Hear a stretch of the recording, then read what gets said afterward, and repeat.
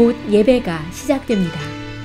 온라인으로 하나님께 드리는 예배에 정성을 다해 임해 주시기 바랍니다. 온 가족이 함께 모여 거룩하게 예배를 드립니다. 부모가 아이들의 훌륭한 영적 교사 역할을 하시길 바랍니다. 단정한 복장으로 예배를 드립니다. 성경책을 지참합니다. 예배 10분 전부터 예배 준비를 완료하고 기도합니다. 올바른 자세로 모든 순서에 정성을 다해 참여합니다. 핸드폰보다는 TV나 컴퓨터 모니터로 예배를 드립니다. 예배에 집중하여 하나님의 은혜를 기대합니다. 헌금은 정성껏 준비해서 우편으로 보내시거나 직접 교회 사무실 헌금함에 봉헌합니다. 주와 같이 길 가는 것 즐거운 일 아닌가. 우리 주님 걸어가신 날 잔치 한번 더 고백합시다. 주와 같이 길 가는 것 즐거운 일 아닌가. 우리 주님 걸어가신 발잔치를 날마다 주님 따라가리, 날마다 주님 따라가리. 한 걸음씩 또 한 걸음씩 주님 나와 영원히 함께 하시니 기쁨으로 걸어가리. 한 걸음 한 걸음 한 걸음 주 예수와 함께 날마다 날마다 우리 걸어가. 이 가 함께 찬양합시다. 어린아이 같은 우리 미련하고 약하나 주의 손에 이끌려 생명길로 가네.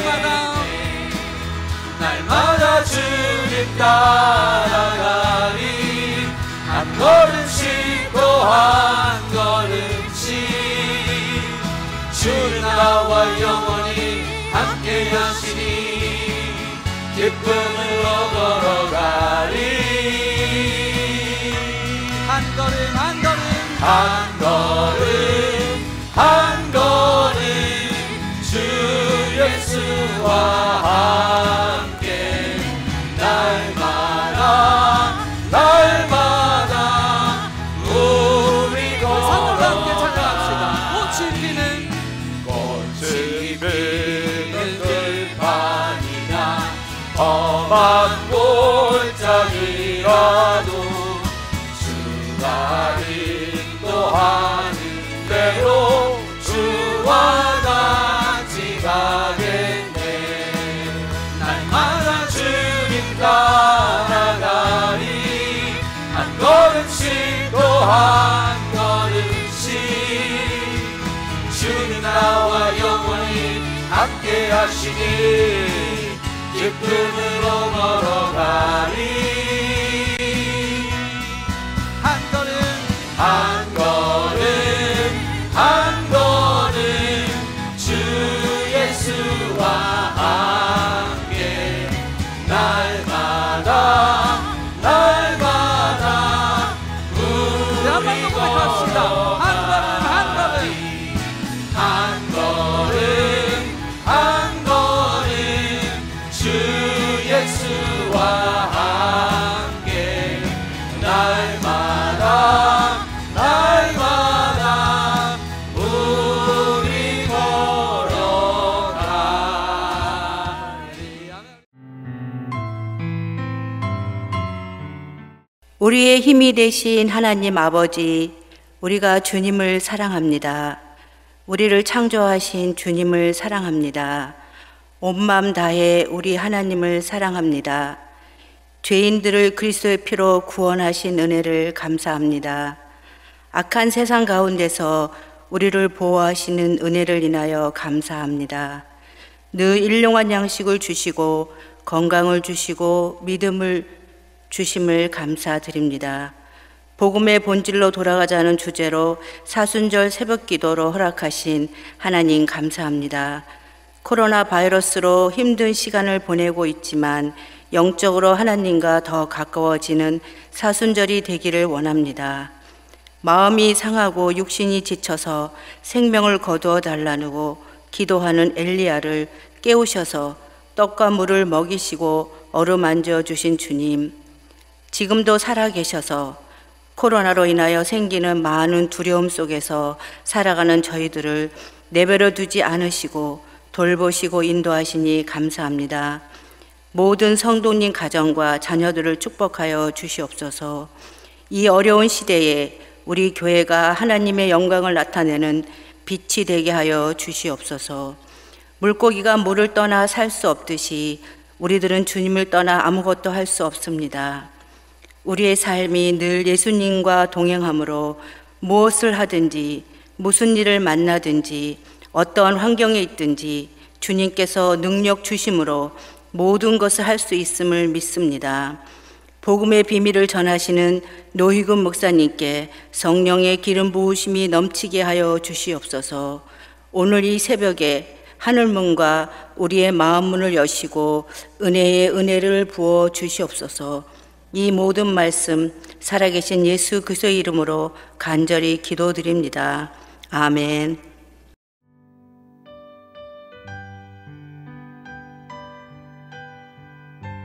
오늘 우리에게 주시는 하나님의 말씀은 마태복음 20장 1절부터 16절입니다. 함께 봉독하시겠습니다.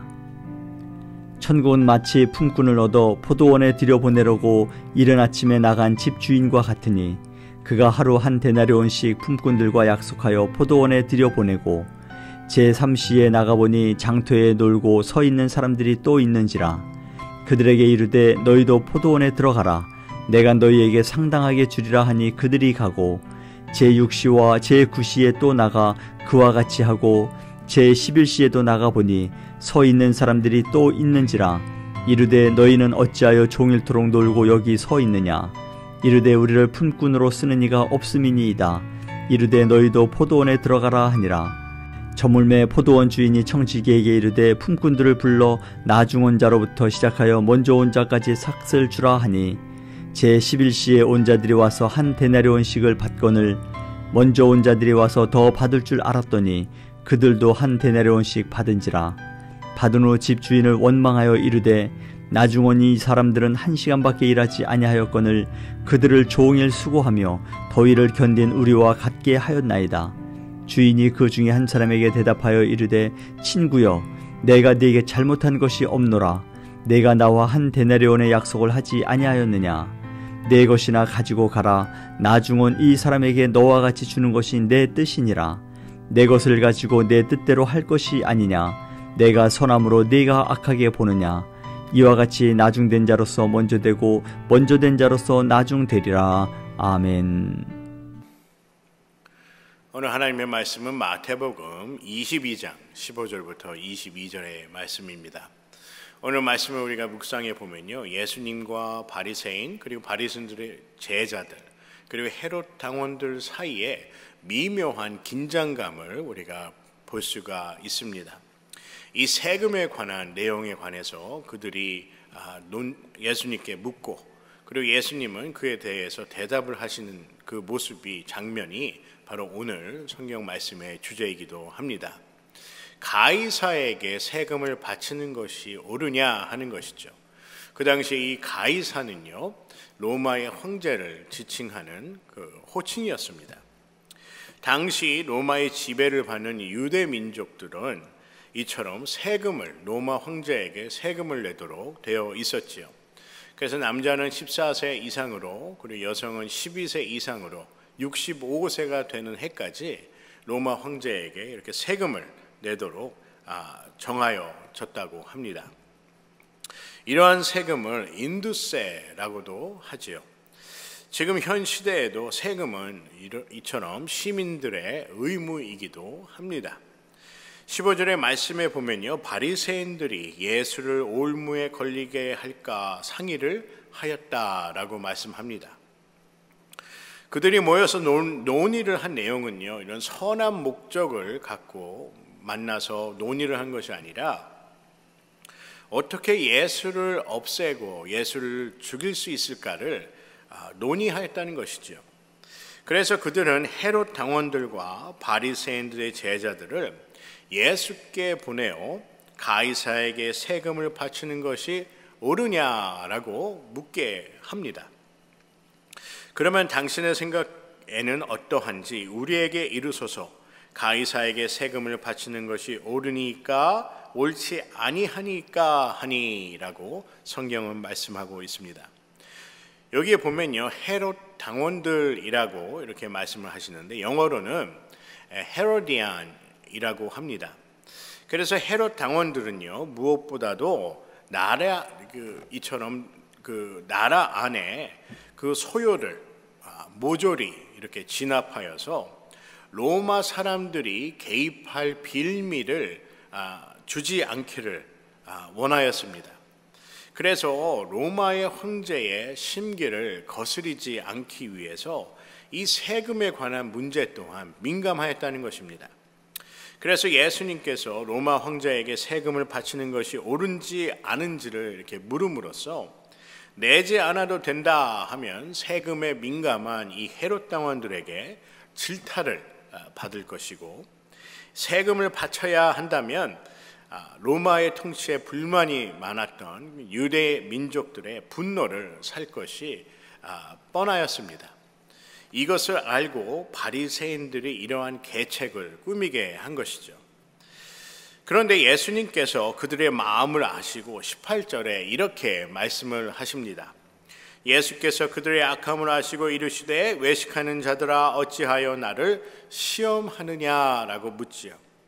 여기에 예수님께서 헤롯 당원과 바리새인들이라 부르지 아니하시고 외식하는 자들이라고 그들을 지칭합니다.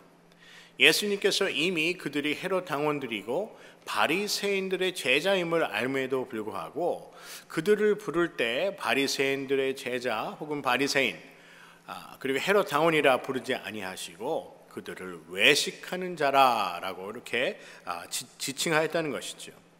히브리 원어로 오늘 저희 한국어 성경에 있는 그 외식하는 자를 그릭 원어, 히브리 원어가 아니죠. 그릭 원어로 이렇게 보게 되면요, 후포크라테스라는 단어입니다. 후포크라테스.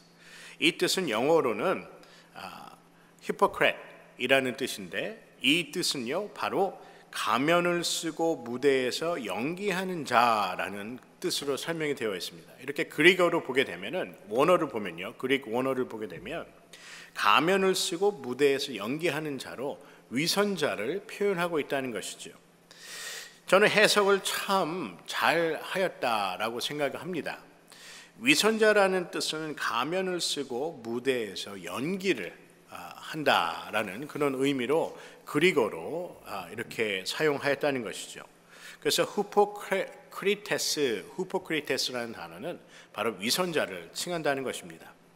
위선자라는 단어가 바로 외식하는 자로 설명이 되어 있는데, 이런 외식이라는 것은 우리가 일반적으로 생각하는 밖에서 식사를 한다 할 때 그런 외식의 그 뜻이 아니라 박외, 꾸밀식이라는 뜻으로 이 외식하는 사람을 지칭하였다는 것이죠.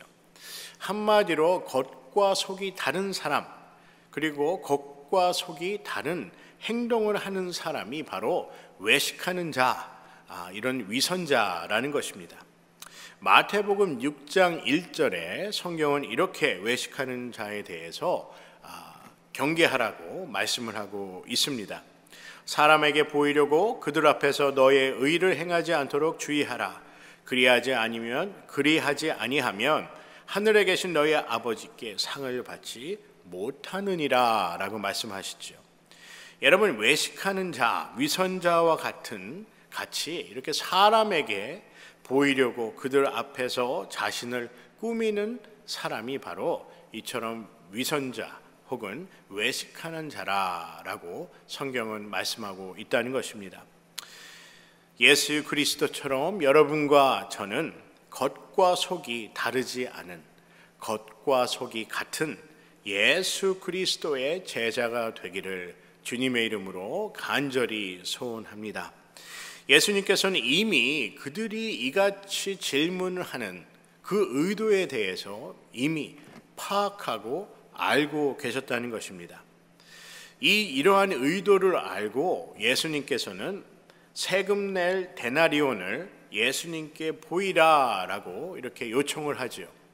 예수님께서 그 데나리온을 가져와서 보여달라라고 얘기합니다. 이 데나리온은 로마 황제의 그 얼굴이 그 동전에 있었고요. 또 신화적인 인물이나 건물이나 이런 동물들의 그 모양이 새겨져 있는 그러한 은화였습니다. 그러면서 데나리온에 있는 형상과 글이 누구의 것이냐고 예수님께서 그들에게 묻습니다. 20절의 말씀이죠. 예수께서 말씀하시되 이 형상과 이 글이 누구의 것이냐? 그러자 가이사의 로마 황제의 것이다 라고 대답을 거기에 있던 사람들이 대답을 하게 됩니다.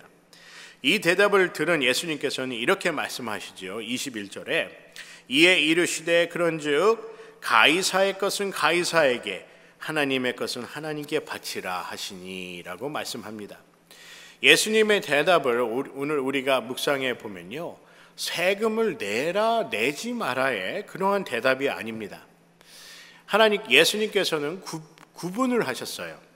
가이사의 것, 즉 로마 황제의 것과 하나님의 것을 구분하였다는 것입니다. 그래서 이걸 내라 말라의 문제가 아니라 하나님의 것이 있고 또 가이사의 것이 있다는 것을 말씀하고 있다는 것이죠. 구별해서 말씀하였다는 것입니다. 저희가 복음을 선포하고 이제 복음을 전할 때 세상의 사람들을 그리스도인과 이렇게 구분하는 그러한 경향이 있습니다. 우리 크리스찬들이요, 세상과 구별된 그런 삶을 살아야 되지만 성경은 우리가 그리스도인으로서 세상과 구분되라고 말씀하지는 않습니다. 다시 말씀드리면요, 성경은 하나님의 사람으로 구별되라 라고 말씀하지만 또한 세상을 품으라고도 말씀한다는 것입니다. 그래서 세상과 나뉘어지는 것이 크리스찬의 삶이 아니라는 것이죠. 우리 크리스찬의 삶은 세상을 품는 삶입니다. 세상은 예수님의 사랑과 은혜와 그리고 예수님의 자비가 필요한 곳이기 때문입니다. 그래서 성경은 세상과 그리고 교회를 구분하지 않습니다. 예수님께서 이 땅에 오신 이유에 관하여 설명을 한 내용이 누가복음 19장 10절에 말씀하시지요. 인자가 온 것은 잃어버린 자를 찾아 구원하려 함이니라 라고 말씀합니다. 우리가 크리스찬으로서 교회로서 세상과 구별된 삶을 살지만 우리는 예수 그리스도의 도를 따라 하나님의 말씀을 따라 사는 사람이기 때문에 당연히 세상의 가치관과 세상의 판단과 다른 그러한 세상의 다른 그런 가치관을 우리가 갖고 있습니다. 예수님께서 이 땅에 오신 것은 세상과 교회를 분리하게 하려 함이 아니라는 것이에요. 세상의 교회의 선한 영향력을 통해서 세상과 그리고 세상에 있는 사람들이 변화되어서 예수 그리스도를 알아가게 하는 그 목적으로 예수님께서 하나님께서 이 교회를 세우셨다는 것입니다. 하나님의 것이 무엇인지를 깨닫게 하는 곳이 바로 이 교회라는 것, 그리고 하나님의 말씀이라는 것이지요. 여러분 믿으십니까?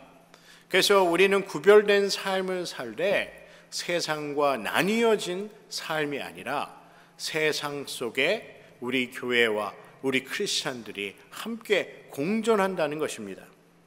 여러분, 우리가 세상에 관하여 얼마나 많이 우리가 알고 있지요.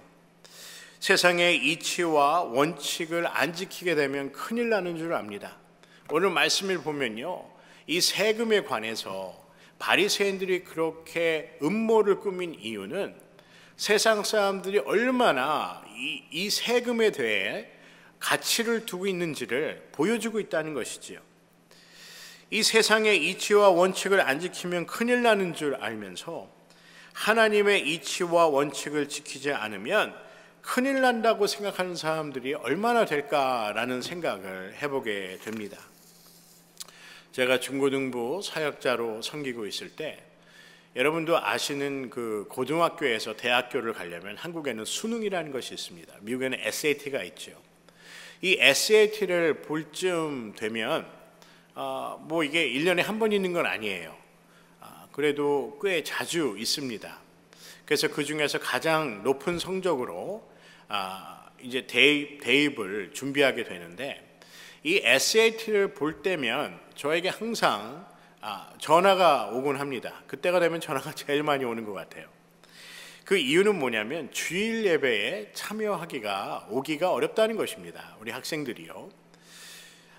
뭐 그 이유도 제가 충분히 이해를 하지요. 좀 더 공부도 해야 되고 또 마음을 추스리고 또 이제 시험에 이제 집중하기 위해서 심적으로 여유를 갖기 위해 이러한 주일 예배보다는 이 공부에 이 SAT에 좀 더 신경을 쓰고 싶다라는 그런 마음은 저도 이해를 합니다.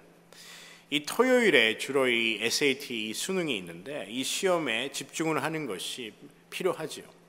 그래서 이번 주는 못 오고 시험이 끝나고 다음 주에 오겠다라고 이렇게 하는 연락이 오는 학생들이 꽤 있었습니다.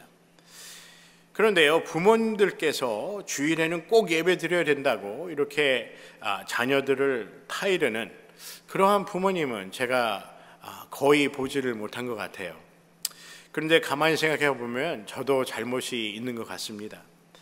주일에 예배를 드리는 것이 얼마나 중요한지를 가르쳐야 되는데 저도 마음이 약해서 이 SAT 때문에 예배에 오지 못한다는 전화를 받으면 저도 이제 마음이 약해지니까 그러냐고, 시험 잘 보라고, 다음 주에 보자고 이렇게 얘기한 적이 더 많은 것 같습니다. 여러분, SAT가 중요할까요? 주일 예배를 지키는 것이, 주일 예배를 드리는 것이 더 중요할까요? 이 SAT라는 것이, 수능이라는 것이 얼마나 중요합니까? 대학을 가는데 꼭 필요한 그런 requirement이기 때문에 더 좋은 점수를 받으려고 노력하는 그 마음은 충분히 이해합니다.